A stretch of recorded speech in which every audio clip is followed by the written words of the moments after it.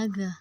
Tata niaga sebagai suatu proses yang menyoroti gerakan perpindahan barang dan jasa dari kegiatan sektor produsen ke sektor konsumen, serta segala kejadian dan perlakuan yang dialami oleh barang. Tata niaga hasil perikanan adalah kegiatan yang bertalian dengan penciptaan atau penambahan kegunaan daripada barang dan jasa dengan tujuan untuk menempatkan barang-barang ke konsumen akhir.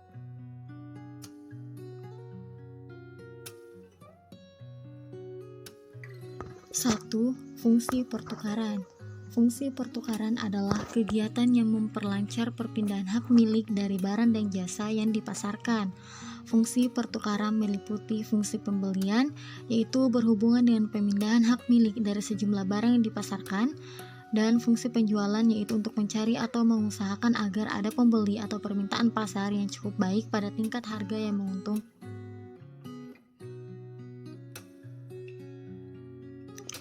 2. Fungsi fisik. Fungsi fisik adalah semua tindakan yang langsung berhubungan dengan pengadaan barang secara fisik, yang berarti memperlancar jalannya fungsi pertukaran. Fungsi fisik meliputi fungsi pengangkutan, fungsi penyimpanan, dan fungsi pengolahan.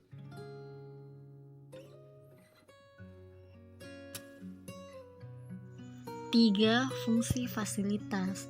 Fungsi fasilitas adalah semua tindakan yang bertujuan untuk memperlancar fungsi pertukaran dan fungsi fisik. Fungsi fasilitas meliputi standarisasi, fungsi penanggungan risiko, fungsi pembiayaan, dan fungsi informasi.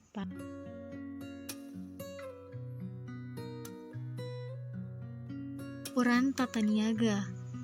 Peran tata niaga yaitu mengalirkan produk ke tangan konsumen dan juga berfungsi sebagai semua jasa-jasa atau kegiatan dan tindakan yang diberikan dalam proses pengaliran barang dari tangan produsen ke konsumen.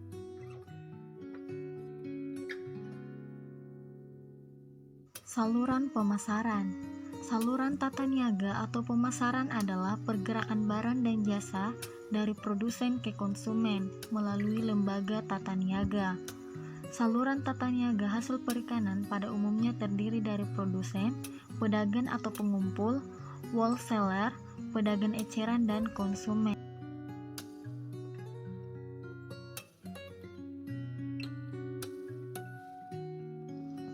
Permintaan. Permintaan atau demand adalah berbagai jumlah barang dan jasa yang diminta pada berbagai tingkat harga pada waktu dan tempat tertentu. Hukum permintaan. Semakin rendah tingkat harga suatu barang, maka semakin banyak barang tersebut yang diminta, dan sebaliknya, semakin tinggi tingkat harga suatu barang, maka semakin sedikit permintaan barang tersebut, atau ceteris paribus. Bisa kita lihat pada kurva dengan rumus Q D sama dengan K kurang XP, di mana K adalah konstanta, X adalah koefisien pengaruh, P adalah tingkat harga atau price, dan K adalah pasar.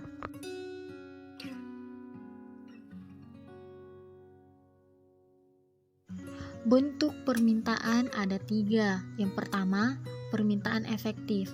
Permintaan efektif adalah permintaan masyarakat terhadap suatu barang atau jasa yang disertai dengan daya beli atau kemampuan membayar. Misalnya, seorang konsumen yang membutuhkan barang dan mampu membelinya.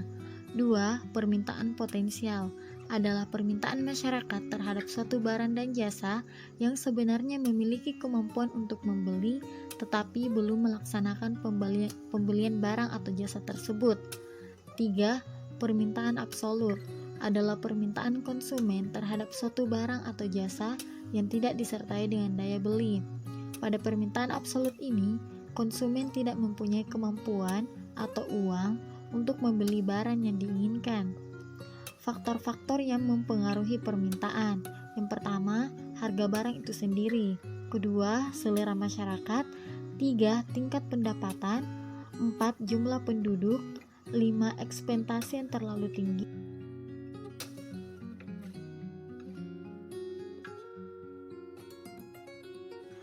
Penawaran. Penawaran adalah sejumlah barang dan jasa yang tersedia di pasar untuk dijual pada berbagai tingkat harga dan waktu tertentu. Hukum penawaran. Jika harga suatu barang naik, maka penawaran juga akan naik. Sebaliknya, jika harga suatu barang turun, maka penawaran juga akan ikut turun.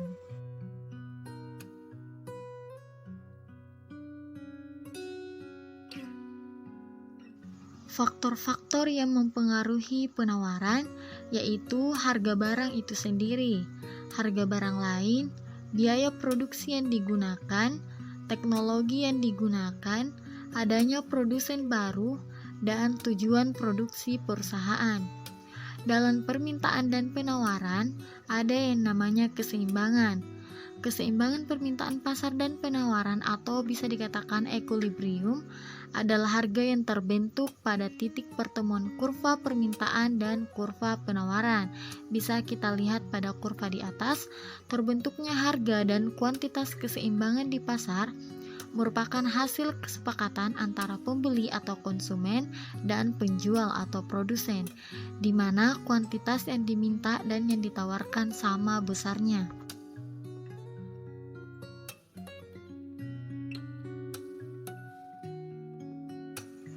Struktur pasar. Struktur pasar secara umum adalah penggolongan produsen kepada beberapa bentuk pasar berdasarkan ciri-ciri seperti jenis produk yang dihasilkan. Pasar adalah proses bertemunya penjual dan pembeli, baik secara langsung maupun tidak langsung, untuk bertransaksi barang dan jasa dan menetapkan harga yang disepakati. Ciri-ciri pasar yaitu adanya penjual dan pembeli, adanya jasa atau barang yang akan diperjualbelikan, adanya permintaan dan penawaran, adanya interaksi antara penjual dan pembeli, dan terjadinya kesepakatan antara penjual dan pembeli.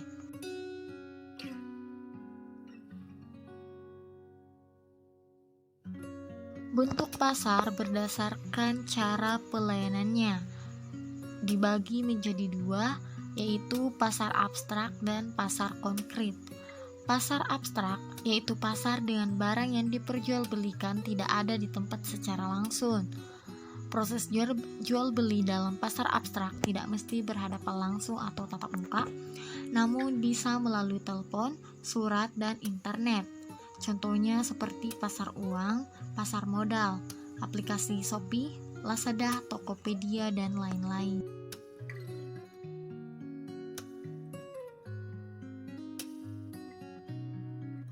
Dua, pasar konkret. Pasar konkret merupakan pasar dengan barang yang dijual ada di tempat dan bisa langsung dibawa pembeli atau pembelian yang dilakukan secara langsung. Contohnya, pasar tradisional, pasar ikan, pasar elektronik, dan lain-lain. Ciri-ciri pasar konkret diantaranya yaitu barang yang diperjualbelikan ada di tempat, penjual dan pembeli bertemu secara langsung, membutuhkan tempat untuk menyimpan barang, barang yang dibeli dapat langsung dibawa pulang ke rumah, barang yang dijual biasanya berupa barang kebutuhan pokok.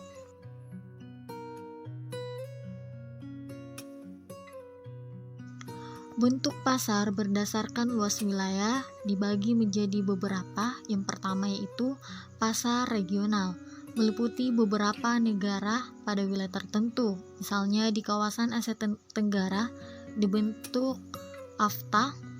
Kemudian pasar internasional mencakup seluruh kawasan dunia. Misalnya pasar kopi di Brasil. 3. Pasar lokal meliputi daerah tertentu dan pada umumnya menawarkan barang yang dibutuhkan masyarakat sekitar.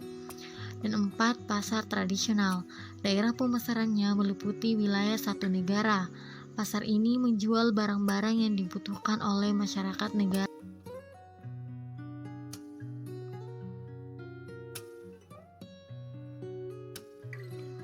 Bentuk pasar berdasarkan organisasi pasar dibagi menjadi beberapa, yaitu pasar persaingan sempurna, pasar persaingan tidak sempurna, pasar monopoli, pasar duopoli, dan pasar oligopoli.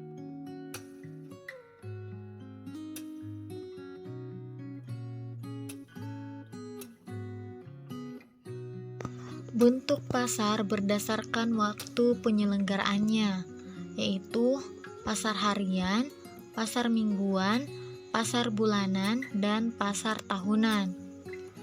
Kemudian, bentuk pasar berdasarkan jenis barang yang diperdagangkan ada dua: pasar barang konsumsi, yaitu pasar yang menjual barang-barang konsumsi untuk memenuhi kebutuhan sehari-hari. Contohnya pasar beras, pasar ikan, dan lainnya. Kedua, pasar sumber daya produksi, yaitu pasar yang memperdagangkan berbagai sumber daya produksi yang dibutuhkan untuk melakukan kegiatan. Jadi dapat kita simpulkan bahwa bentuk pasar hasil perikanan itu mencakup semua bentuk pasar. Dan berikut salah satu contoh saluran pemasaran hasil perikanan, di mana hasil perikanan dari nelayan itu bisa langsung disalurkan kepada TPI atau pedagang pengecer atau bakul. Kemudian dari ketiga itu langsung dibawa ke pedagang besar. Nah, dari pedagang besar ini menuju ke konsumen. Dari bakul juga bisa menuju konsumen, PP juga bisa menuju konsumen. Seperti itu.